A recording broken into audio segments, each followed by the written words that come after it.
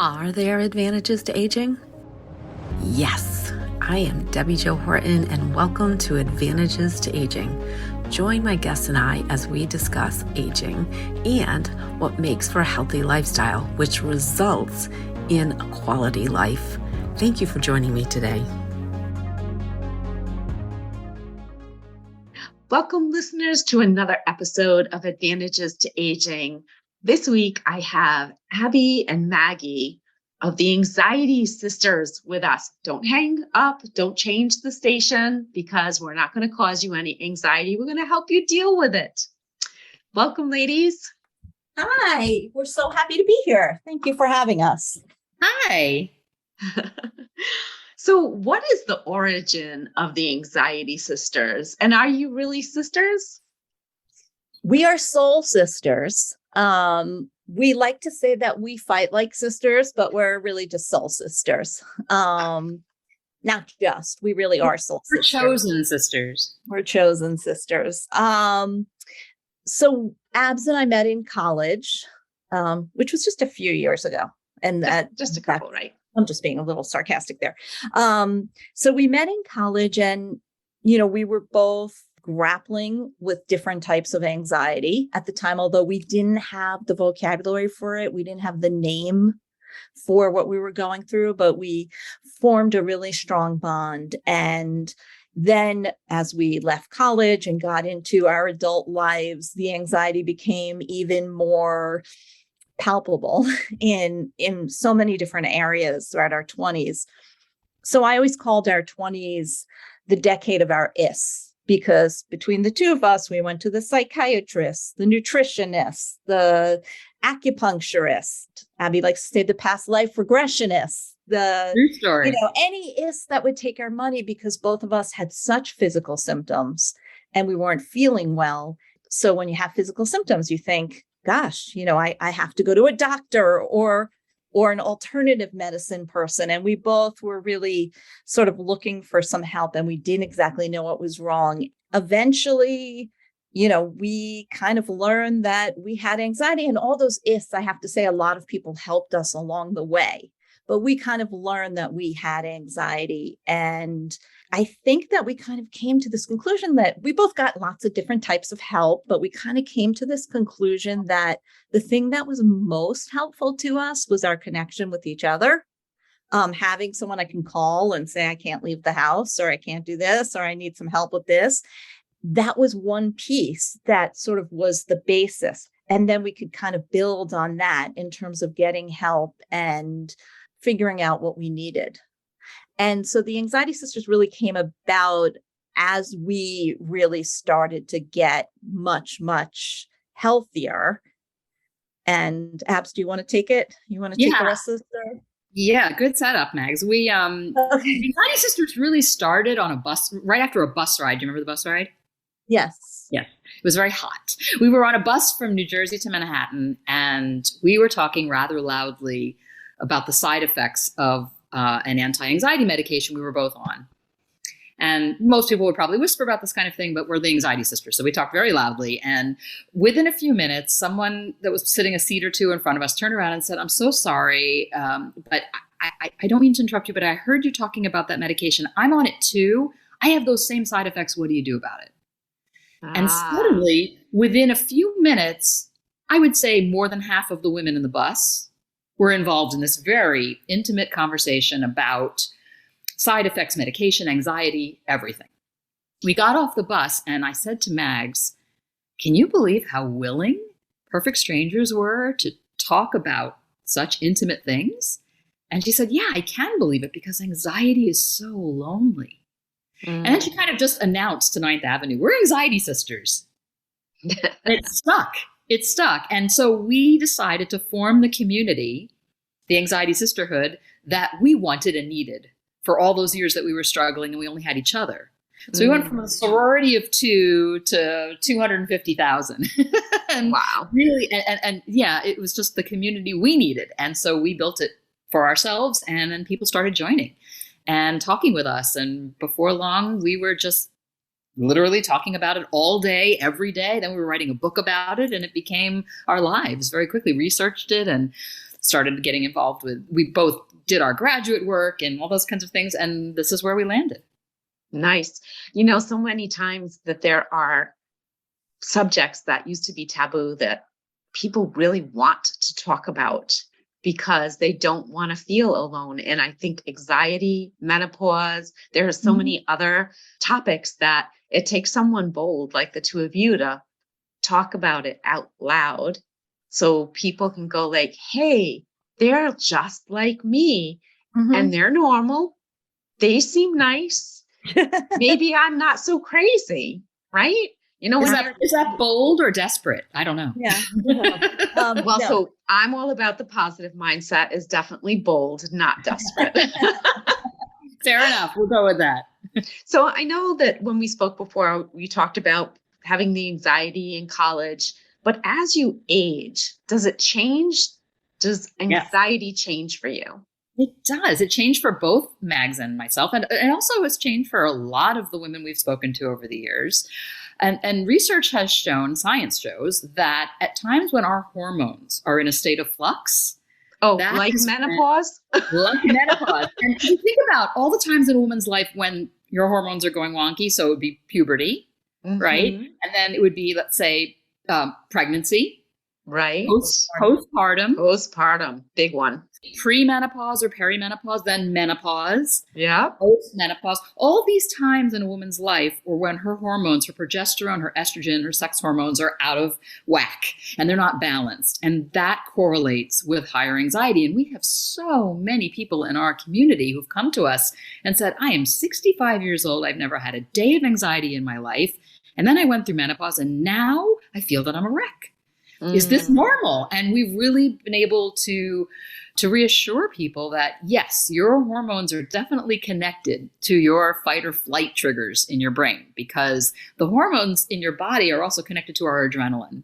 And we know that when our adrenaline starts pumping, that's when our body says, uh-oh, we're in danger, fight, flight, or freeze. And that's where the whole anxiety response happens. So absolutely, as we get older for women, we go through those stages of hormonal flux. And that increases our anxiety.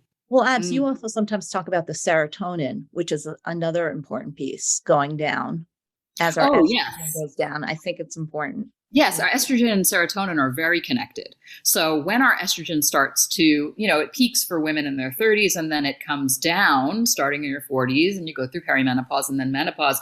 By the time you're in your 50s and 60s, your serotonin levels naturally have really waned. And we know that serotonin is our feel-good neurotransmitter. It's that hormone in our brain that tells us things are good and we should feel good. Yeah. So it makes sense that when our estrogen is depleted, then so often is our serotonin, and that would also correlate with not only anxiety, but also depression. Right. And there's so many, even the cortisol levels, which are all connected to that as well, too, especially not just for women, but all of the things that have been happening in the world lately. Everyone has stressed out those cortisol levels. They're not sleeping.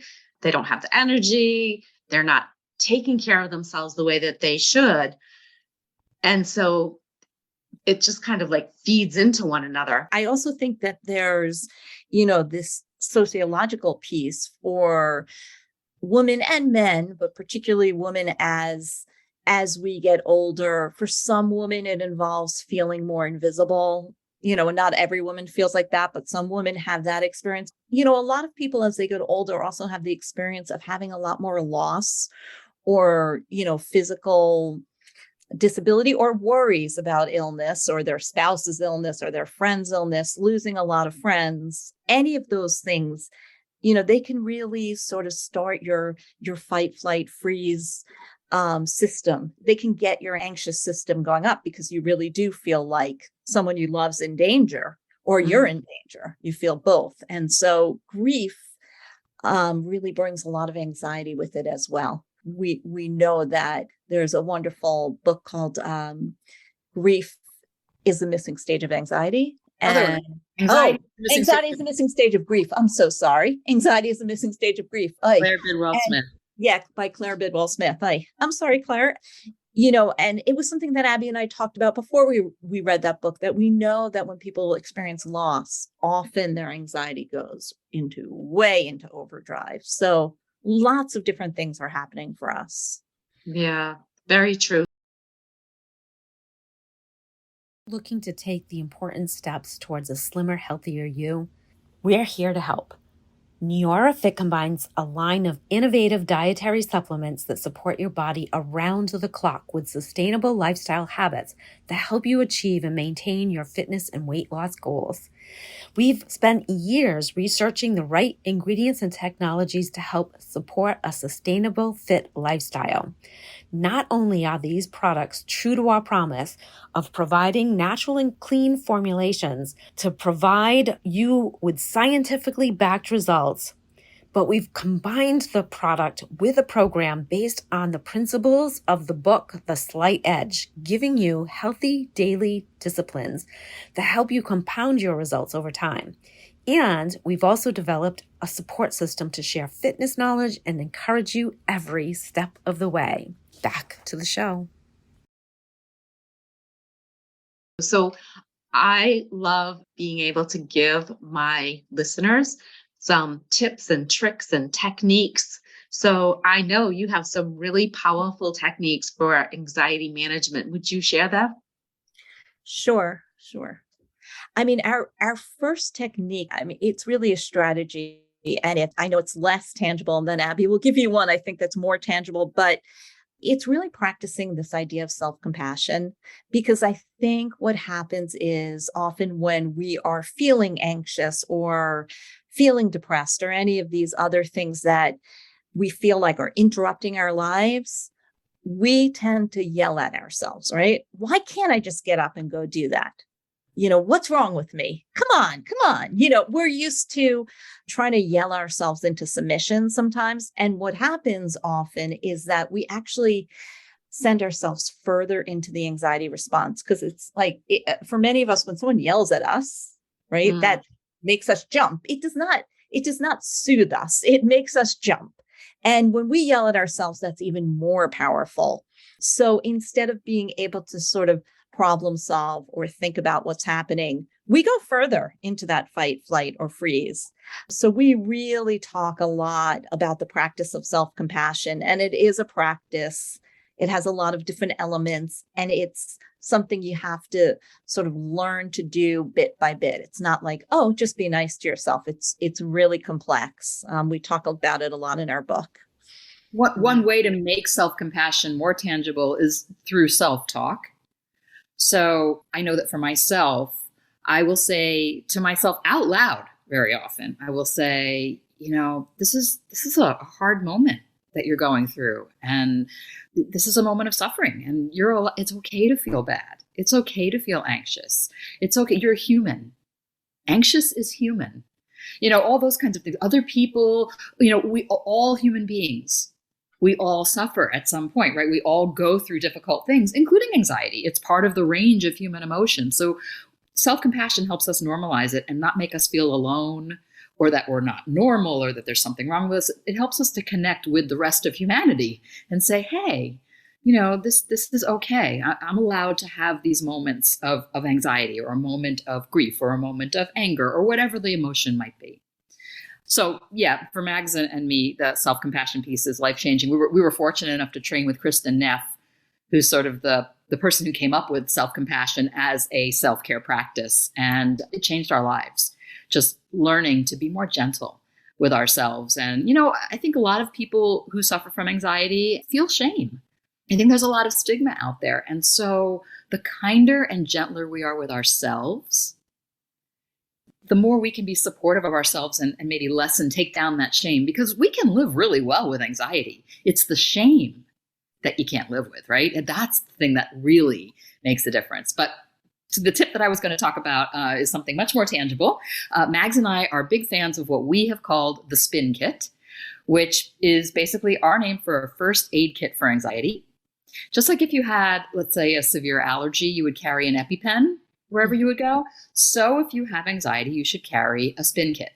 And you would keep in your Spin Kit. Everyone's Spin Kit will be different, because we all have different things that soothe us. But You want three kinds of things in your spin kit. You want something to soothe your senses. So it could be a smell that you love. I keep lavender in my spin kit because the smell of lavender is very soothing to me. I also love gardenia. It could be something to, like a cool cloth to put on your neck. That I know Mags uses that quite a bit because the coolness is very soothing to her senses. You want something that can distract you. So it could be something as easy as a fidget spinner. It could be a puzzle. It could be crochet, something to keep your hands busy maybe. And also, you don't want to be doing rocket science, but just enough to distract your mind while you're riding the wave of the anxiety so that, it'll let you go easier if you're focusing on something else. And you want something that is going to provide some actual symptom relief.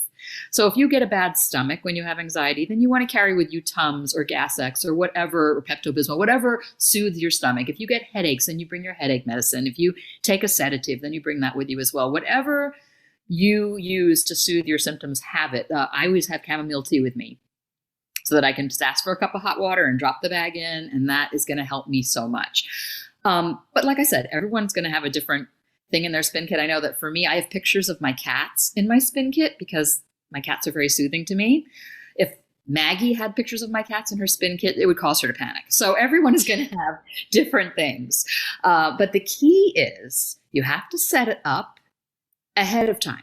You can't wait until you're feeling the anxiety. You have to do it ahead of time. So this way, let's just say you're in the grocery store minding your own business and you start to feel, for some reason, your heart rate is increasing and then you're feeling a little sweaty and maybe a little nauseated and you're thinking to yourself, oh my God, what's going on here? I don't understand this. I'm minding my own business. Could this really be anxiety? I know my doctor said it is, but could this be? This doesn't feel like that.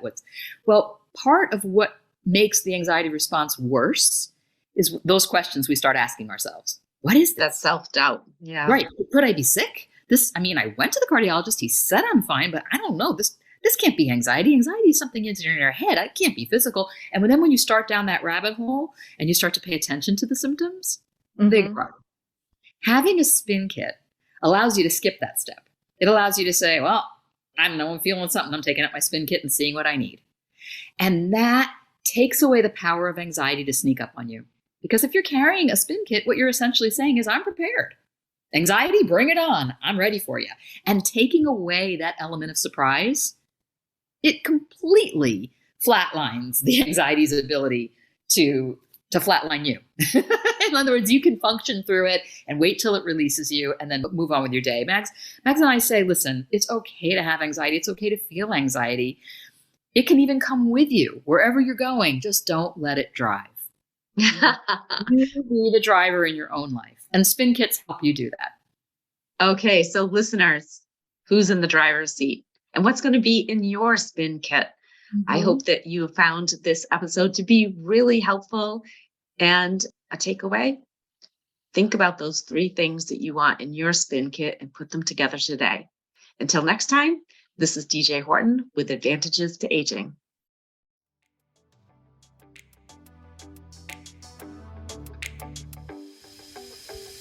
Do you think one of the biggest advantages to aging is all the knowledge we gain along the way?